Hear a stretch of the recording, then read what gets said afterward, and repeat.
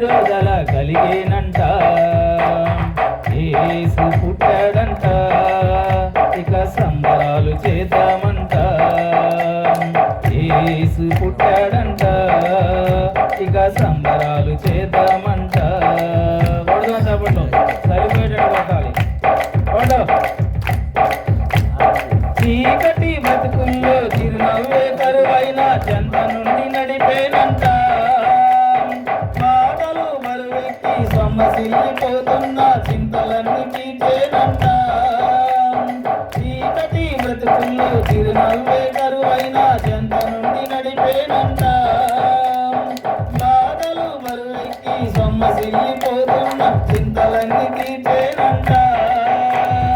మరణ ఛాయలున్న వారికి విడుదల కలిగినంట. మరణ ఛాయలున్న వారికి విడుదల కలిగినంట. యేసుంట, ఇక సంబరాలు చేద్దామంట. యేసు పుట్టాడంట, ఇక సంబరాలుగా.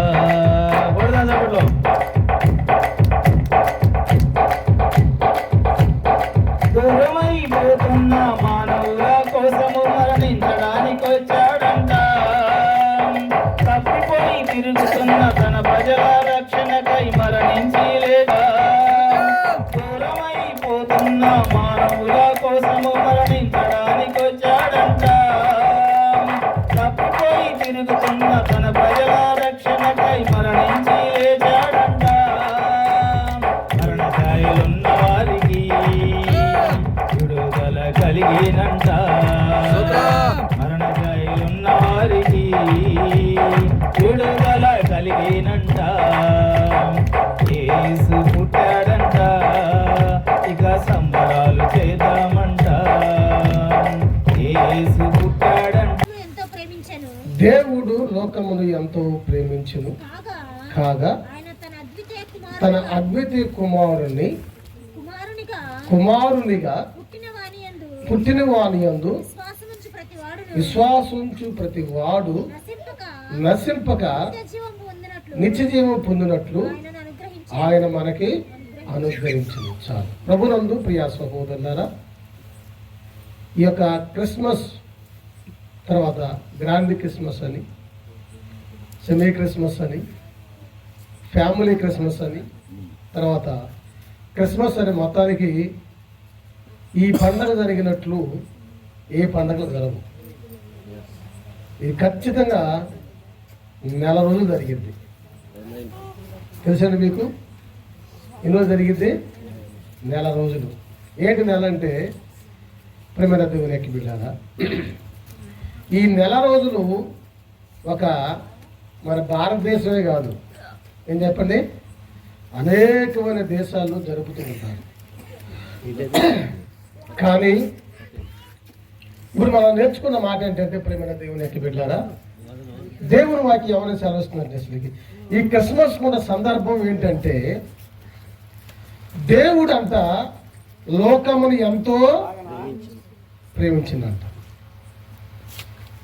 గమనించండి, తల్లి కానీ తండ్రి కానీ బిడ్డని ప్రేమించినప్పుడు వాళ్ళు ఎంత చికాకు చేసినా, వారి ఎంత వ్యతిరేకం చేసినా వారి మీద ప్రేమ వారికి ఎట్టి పరిస్థితుల్లో తగ్గిద్దండి, తగ్గదు. అందుకనే ఈ యొక్క క్రిస్మస్ యొక్క సందర్భం ఏంటంటే ప్రేమ దేవునికి దేవుడు మనల్ని ప్రేమించంట తన కుమారుని భూమి మీదకి పంపించాడు. మనం ఆయన దగ్గరికి పోవటం కదా, ఆయనే మన దగ్గరికి వచ్చింది. నిజంగా మన మీద దేవునికి ఎంత ప్రేమ ఉందంటే అది వర్ణించలేనిది కనుక. అందుకనే ఒకసారి ఆ మాట రిపీట్ చేయమ్మా.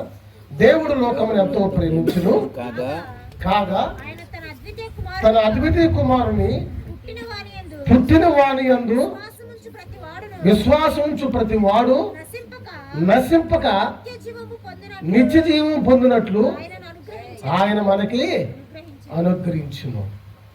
నిజంగా ప్రియమైన దేవుని ఎట్టు బిడ్డలారా, ఎందుకంటే నశించిపోతున్న మనము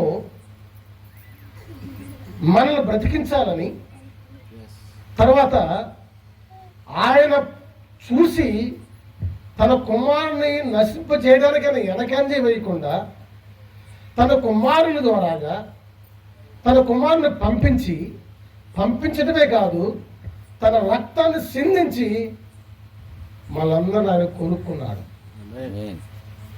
ఏం చెప్పండి? రక్తాన్ని సిందించి మనందరినీ. ఎవరన్నా కొడుకుని మరణానికి అప్పగిస్తారండి? అందుకని దేవునికి మన మీద ఎంత చెప్పండి. దేవుడు ఎవరిని ప్రేమించినట? దేవుడు లోకమని ఎంతో. అవును ప్రియమైన దేవుని యొక్క బిడ్డలారా, రాత్రి కాల సమయంలో వాక్యం ఉంటున్న నా ప్రియా సహోదరి సహోదరులారా, నీ కొరకు నా కొరకు మనందరి కొరకు దేవుడు తన కుమారుని పంపించాడు. పంపించడమే కాదు ప్రియమైన దేవుని యొక్క బిడ్డలారా, ఇక్కడ ఒక మాట చూసుకున్నాము. పరిశుద్ధ గ్రంథము నుండి ఎఫెసీయులకు రాసిన పత్రిక 3వ అధ్యాయము 18 వచ్చిన ఒక మాట ఉంది. ఎఫెసీయులకు రాసిన పత్రిక 3:18. త్వరగా. క్రీస్తు మీ హృదయములలో విశ్వాసము ద్వారా నివసించినట్లు తన మహిమ ఐశ్వర్యమును బట్టి మీకు దయచేయవలనని మీరు దేవుని సంపూర్ణత యందు పూర్ణగినట్లుగా మీరు దేవుని ప్రేమయందు ఏరుపారి స్థిరపడి సమస్త పరిశుద్ధులతో కూడా దాని వెడల్పును పొడుగును లోతు ఎత్తు ఎంతో. చాలు. దేవుని ప్రేమ కంటే అసలు కొలతలు అసలు లేనే. ఇంత లోతని కానీ ఇంత వెడల్పు అని కానీ లేదు. ఉదాహరణకి మనకి 60, 70, 90, 100 సంవత్సరాలు వచ్చినా మన పద్ధతులు మార్చుకోలేవు. అయినా కూడా దేవుడు ఇంకా మన వైపు చూస్తూనే ఉన్నాడు. ఎందుకంటే ఇకనైనా వస్తారేమని. అందుకనే పేతురు గారు అడుగుతాడు, నా సహోదరుడు తప్పు చేస్తే ఎన్ని సంవత్సరాలు క్షమించాలా అంటే ఏనదా? అబ్బా ఎంత ఓపికండి. చాలామంది క్రిస్మస్ అంటే ఏమనుకుంటారంటే ఇంటికి రంగులు వేసుకోవటం, కొత్త బట్టలు వేసుకోవటం, బూజు దొరపటం, ఎక్కడున్న పనిముట్లన్నీ కింద కొత్తాయి. అర్థమైందా? అసలైన క్రిస్మస్ అది కాదు. ఆ బూజుగా దొరపాల్సింది. ఏ బూజు? ఈ బూజు దొరకరు. ఇది కనపడదుగా. మీరు గమనించండి, ఇంటికి ఎంత బూజు ఉంటే నీ హృదయం ఎంత బూజు ఉండాలి. అవును ప్రేమైన దేవుని యొక్క బిడ్డలారా, వాక్యం నా ప్రియ సహోదరి సహోదరులారా, దేవుడంట తన కుమారుణ్ణి మన దగ్గరికి పంపించాడంట. ఎందుకు పంపించాడంటే దేవుడు లోకమని ఎంతో ప్రేమించాడు. మరి ఆయన ప్రేమ నువ్వు తెలుసుకుంటున్నావా ఇప్పుడైనా? చాలా మంది ఏమంటారంటే ప్రేమైన దేవుని బిడ్డలారా, దేవుడు చూడండి తన యొక్క లోకానికి పంపించాడంటే చాలా మంది ఏమంటారంటే, అయ్యా మా ఇంట్లో మా కొడుకు మారాలి, మరి మా అల్లుడు మారాలి, మా ఆయన మారాలి అంటారు. కానీ నేను మారాలి అంటారా అడవులు? ఇలా అంటారంటే మాకే అలవాట్లు లేవు అని అంటారు కదా. చెబుతారండి, చెబుతా అలవాట్లు. సుప్రాతి బుద్ధి ఉంటుంది ఎవరికి ఉంటుంది, అందరికి ఉంటుంది. కుళ్ళిపోతనం ఉంటుంది, వాట్లేని మనస్తత్వం ఉంటుంది. ఇంకోటి చెప్పమంటావా ఏంటి? టీవీలు సీరియల్ చూసేది ఇల్లే, సినిమాలు చూసేది ఇల్లే, ఏంటి పరలోక పోతాం నరకాలు పోయి కూడా ఇల్లే. ఎందుకంటే వీళ్ళు మాకేం అలవాట్లు అనుకుంటారు. కానీ అలవాట్లు ఏ అలవాట్లు చెప్పండి ఈయన చెప్పేయండి. అందుకని ఆయన ఒక అనుభవం చెప్పింది. ఇతర భార్య భర్తలు కొట్టుకుంటారంట. కొట్టుకుంటుంటే ఎందుకయ్యా ఆమె నట్ట కొడుతున్నావు అంటే ఏనంట, నేను ఎందుకు కొడుతున్నట్టు మా ఆమె నన్ను రెచ్చ కొడుతుంది, అందుకే నేను నన్ను కొడుతున్నా. ఈయన కొడుతుందో ఆమె కూడా మరి ఇంకిద్దరు సమానమేగా. ఆ తాగుతున్నారు కొంతమంది. సీరియల్ సంగతి ఏంటి? సినిమాల సంగతి ఏంటి? కుళ్ళిపోతు బుద్ధి, శుభ్రాతి బుద్ధులు ఏంటి? కనుక మనమందరం, స్త్రీలు పురుషులు అందరూ కూడా మారాలి. అందుకనే ప్రియమైన దేవుని ఎక్కడైనా ఈ యొక్క సంవత్సరంలో నువ్వు ఒక తీర్మానం వేసుకోవాలి. ఏం వేసుకోవాలంటే, ఒక భక్తుడు ఒక పాట పాడాడు, మారాలి మారాలి నీ మనసే మారాలి, ఆ మారి మారిన మనసు దేవునికిస్తే ఫలితముంటుంది. మారాలి మారాలి నీ మనసే మారాలి.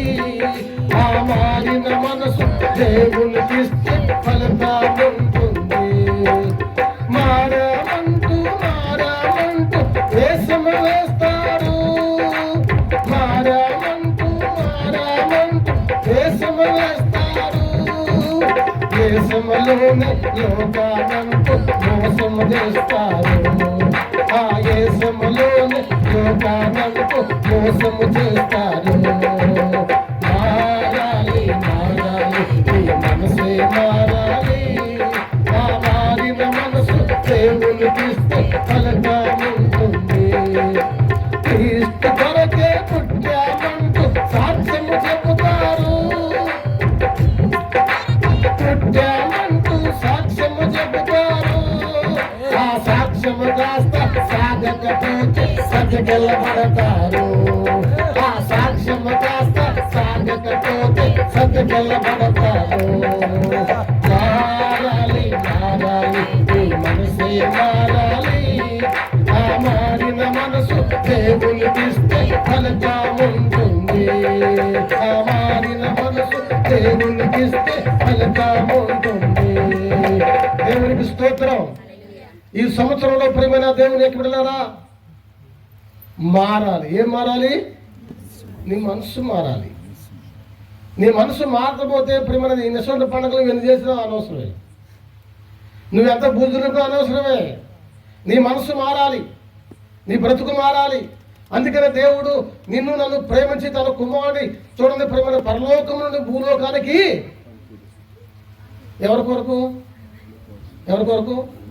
మనకు ముందుగా రవి గారు ఒక వాక్యం చెప్పారు. నాకు చాలా చక్కగా ఆ వాక్యం అంటే నాకు చాలా ఇష్టం. నేను చాలాసార్లు చెబుతాను. ఏ వాక్యం చెప్పండి? ఏ భేదము అందరూ కనుక దేవుడు వచ్చింది వాళ్ళ కొరకే. కనుక నేను పాపిని అంతా కానీ మరి ఇంక మారేది ఎప్పుడు? ఒక ఆమె ఎక్కడ ఇద్దరు కలిసి ప్రార్థన చేస్తున్నారంట. ఇద్దరు స్త్రీలే. ఎవరు ప్రార్థన చేస్తున్నారు? ప్రభువా నేను పాపిని ప్రభు ఏమంటున్నా? అవును ప్రభు అంటుంది. ఏమో నేను దొంగల ప్రభు ప్రార్థన అవును ప్రభు ఏమంటుంది? ఏమో ఒప్పుకుంటుంది. ఏమో అవును అంటుంది. ప్రార్థన అయిపోయి ఏంది అవును అంటాం. నువ్వే ఒప్పుకునేది.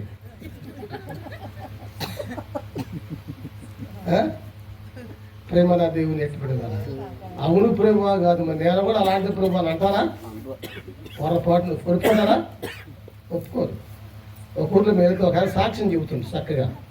అయ్యా నేను ఒకప్పుడు దేవుణ్ణి నమ్ముకోలేదు. నేను దేవుణ్ణి నమ్ముకున్నా. మా సంఘం కూడా దేవుణ్ణి నమ్ముకొని అందరూ చర్చికి వస్తున్నారు. సారా మానేసును, బీడీలు మానేసును, సిగరెట్లు మానేసును, అబద్ధాలు మానేసును, చివరకు గుడి రావడం కూడా మానేసును. అర్థమైంది మీకు? అర్థం కాలేదా? ఆయన ఏమని సాక్ష్యం చెబుతుందంటే మా అలవాట్లు అన్నీ మానుకున్నాం. చివరికి ఆదివారం గుడికి రావడం కూడా మానేసాం.